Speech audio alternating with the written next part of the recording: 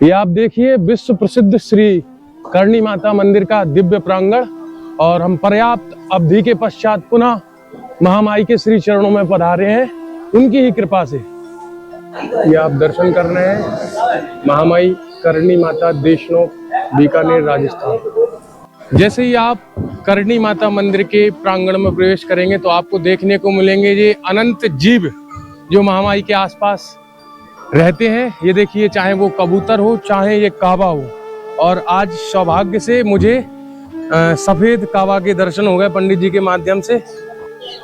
सादर जय श्री राम मित्रों, मैं आपका अपना बंटी महाराज प्रस्तुत हूँ व्योमपथ की भारत दर्शन यात्रा के अंतर्गत राजस्थान के बीकानेर जिले के एक अति प्रसिद्ध गांव या देव स्थान जो आप समझ लीजिए। आप मेरे पीछे देख रहे हैं करणी माता मंदिर देशनोक में मैं खड़ा हुआ हूं, और यहाँ के बारे में आपको बताएं तो आप आश्चर्यचकित हो जाएंगे, क्योंकि करणी माता मंदिर कई जगह आपको देखने को मिलेंगे, लेकिन उनमें से 3-4 मंदिर प्रमुख हैं। जैसे कि देशनोक का ये मंदिर, जोधपुर के पास एक करणी माता मंदिर है जहां पर करणी माता जी का जन्म हुआ था।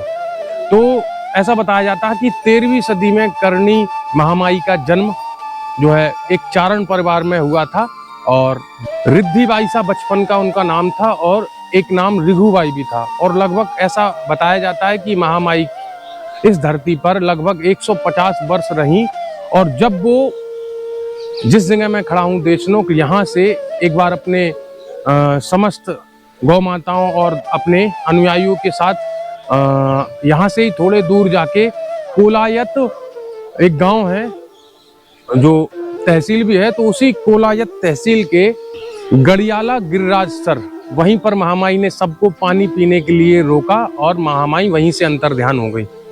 और जब आप इस मंदिर पर आएंगे तो आपको देखने को मिलेंगे हजारों मूषक महाराज, और उनकी कहानी यह है कि जो भी इन परिवारों में जन्म लेता है, यानी पुजारी परिवार में, उनको महामाई अपने चरणों में रखती हैं कावा बना के। ये आप मंदिर के निज निवास के दर्शन कर रहे हैं। पूज्य गुरुदेव भगवान के पावन सानिध्य में आज हम भी पधारे हैं।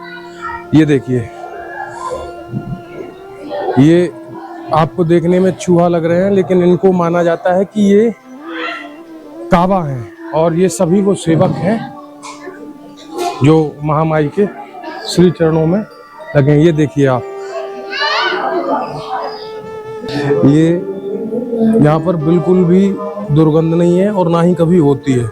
और एक विशेष बात यह है कि यहाँ जो भी प्रसाद मिलता है वो सभी इन मूषक महाराजों के भोग लगाने के उपरांत हम सभी भक्तों को प्राप्त होता है। ऐसा पुजारी जी से जानकारी प्राप्त हुई है हमको भी।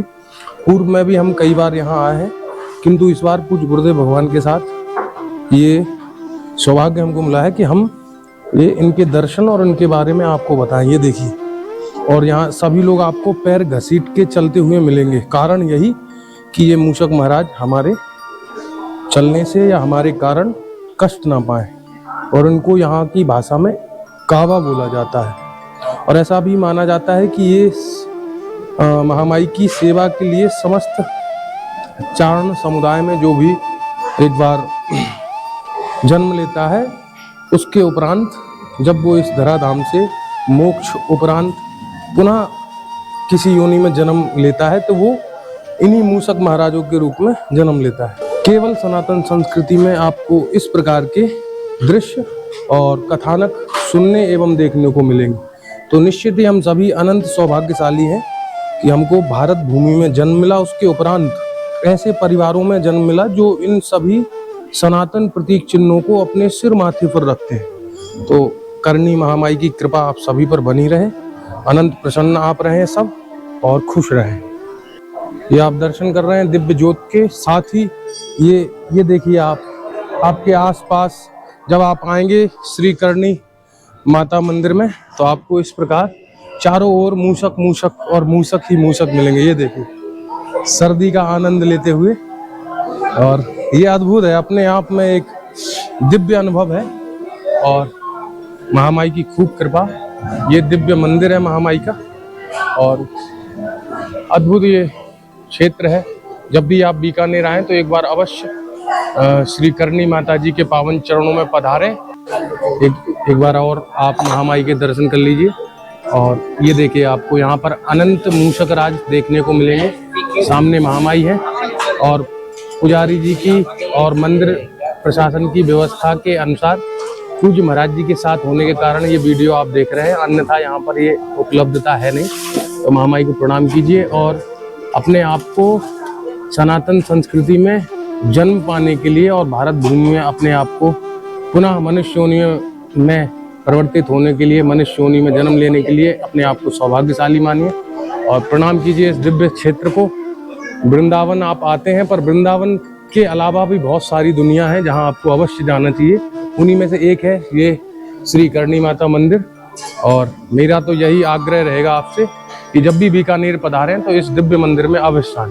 महामाई के पावन दर्शन हो गए हैं और मुझे भी पहली बार पुजारी जी के माध्यम से ये जानकारी मिली है जो मैं आपके साथ साझा कर रहा हूँ। आप मेरे पीछे देख रहे हैं आवड़ माता मंदिर।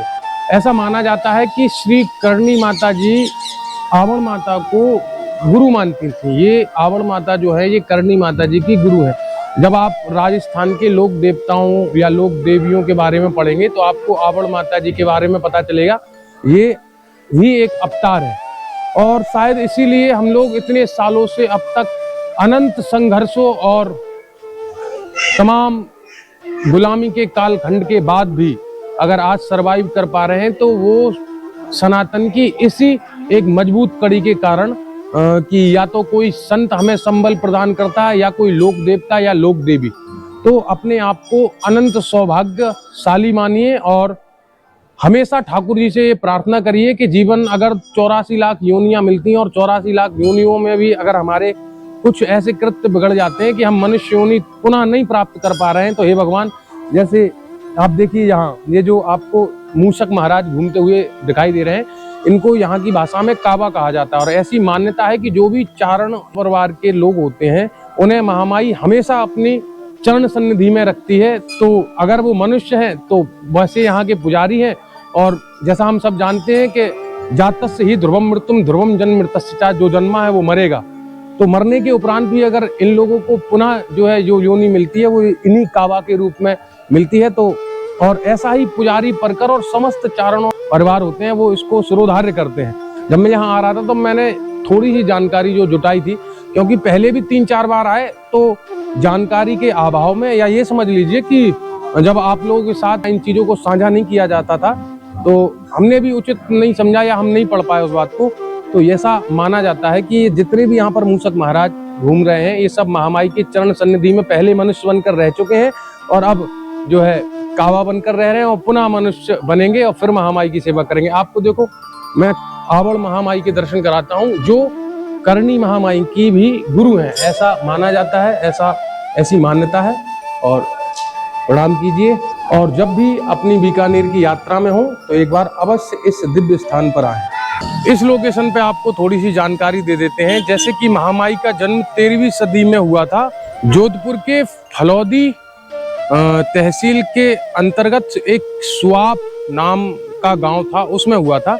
हो सकता है मैं उच्चारण सही से नहीं कर पा रहा हूँ। और महामाई इस धराधाम पे लगभग 150 वर्ष रही, अपने भक्तों पर कृपा करती रही और जाने के उपरांत आज भी उनके समस्त भक्तों पर उनकी कृपा है। और आज उन्हीं की कृपा से हम लोग यहाँ आए हैं और महामाई के इस बार अच्छे से दर्शन हुए। वर्तमान जो मंदिर आप देख रहे हैं इसके बारे में सही तो पता नहीं है कि निर्माण किसने कराया, लेकिन ऐसा माना जाता है कि वर्तमान मंदिर का निर्माण जो है बीकानेर के महाराजा गंगा सिंह जी के द्वारा किया गया था। और जो इसमें स्वर्ण एवं रजत दरवाजे लगे हैं वो अलवर के और भरतपुर के महाराजाओं के द्वारा लगवाए गए हैं। जब आप यहाँ के इतिहास के बारे में पढ़ेंगे तो आपको पता चलेगा कि लगभग 10,000 बीघा से ज्यादा ओरण भूमि महामाई ने गौ माताओं के लिए नियुक्त की थी। जब हमने पढ़ा तो ये पता चला कि महामाई जोधपुर और बीकानेर के साथ कई राजघरानों की कुल देवी हैं। साथ ही आप जो मेहरानगढ़ का अद्भुत किला देखते हैं उस किले की आधारशिला महामाई के हाथों के द्वारा ही रखी गई थी। रात्रि हो गई है लेकिन फिर भी आप ऐसे ही काम चलाइए